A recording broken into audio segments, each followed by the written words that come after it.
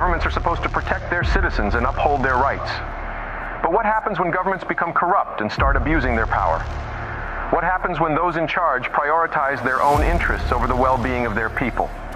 We've seen the dangers of unchecked government power play out in many ways, from police brutality to government surveillance to censorship of free speech. When those in power are not held accountable, the consequences can be disastrous. And when citizens try to speak out against these abuses, they are often met with violence and oppression. But why does this happen? Why do governments become corrupt and abuse their power? The problem with government is that it attracts those who seek power for its own sake. And once they have that power, they will do whatever it takes to keep it, even if that means trampling on the rights of their citizens. But it's not just the politicians who are to blame.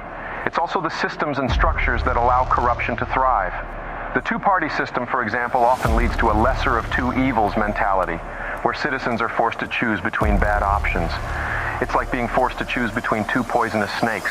No matter which one you pick, you're going to get hurt. And yet this is the reality of our political system. But there is hope. We've seen citizens all over the world rise up and demand change. We've seen the power of collective action and the importance of holding those in power accountable. We must continue to speak out against corruption and fight for a government that truly serves the people.